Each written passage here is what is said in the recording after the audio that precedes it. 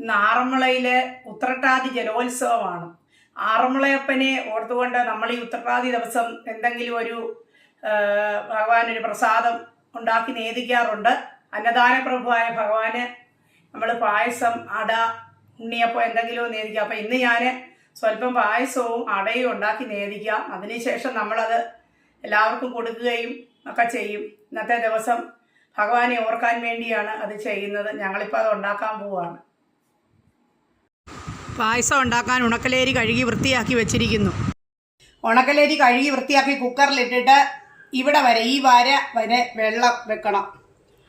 അപ്പോൾ വറ്റിയിരിക്കും. നമ്മളിത്തിരി ശർക്കര ഉരുക്കാൻ വെച്ചിട്ടുണ്ട്.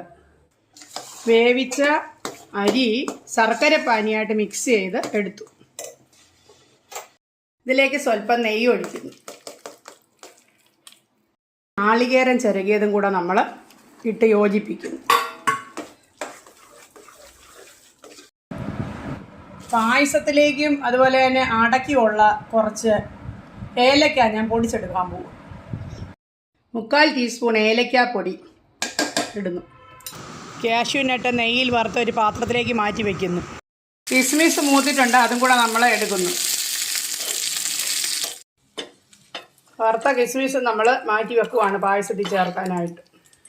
പിന്നീട് വറുത്ത് വെച്ചിരിക്കുന്ന കാഷ്യൂ കിസ്മിസും ചേർത്ത് ഇളക്കുന്നു.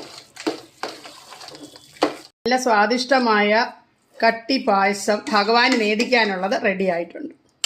പായസത്തിനുള്ള ഉണക്കലരി വേവുന്ന സമയം കൊണ്ട് ഞാൻ പച്ചരി അരച്ചെടുത്തു, കുതിർത്തിയിരുന്നത്. എന്നിട്ട് 2 സ്പൂൺ പഞ്ചസാര ഇടാം. നമുക്ക് ഒരു അട, അതായത് വത്സനും കൂടെ ഉണ്ടാക്കാം ഭഗവാന് എന്ന് വിചാരിച്ചു. ഇനി ഇത് ഇളക്കിയെടുക്കാൻ പോകും. 2 കപ്പ് നാളികേരവും 1 കപ്പ് ശർക്കരയും എടുത്ത് ഏലക്കാപ്പൊടി ചേർത്ത് മിക്സ് ചെയ്യുക. നാളികേരവും ശർക്കരയും ഏലക്കായും നന്നായിട്ട് മിക്സ് ചെയ്തതിന് ശേഷം ഇലയിൽ ഒഴിക്കുന്ന മാവിലേക്ക് ഫില്ലിംഗ് ആയിട്ട് വെച്ച് നമുക്ക് അടയുണ്ടാക്കാം. വത്സരം ഉണ്ടാക്കാനായിട്ട് ഇലയിലേക്ക് മാവ് നമ്മളിങ്ങനെ പരത്തുവാണ്. ഒരു 1.5 സ്പൂണ്, ചെറിയ സ്പൂണല്ലേ ഞാൻ എടുത്തിരിക്കുന്നത്, അപ്പം 1.5 സ്പൂണൊക്കെ പരത്താം, കുഴപ്പമില്ല. ശ്രദ്ധിച്ച് പരത്തണേ. ഇലയിൽ പരത്തിയ മാവിലേക്ക് നാളികേരവും ശർക്കരയും ഏലക്കായും ഒക്കെ ഇട്ട് ആ മിശ്രിതം നമ്മൾ ഫില്ല് ചെയ്യുകയാണ്.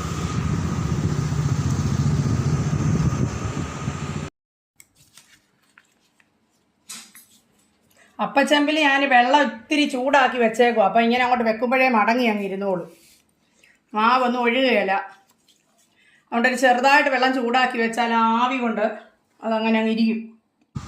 ഇത് അടുപ്പത്ത് വെച്ച് ഒരു 7 മിനിറ്റ് കൊണ്ട് നന്നായിട്ട് വെന്ത് കിട്ടും. തിരുവാറന്മുളയപ്പ അന്നദാന പ്രഭുവേ ശരണം.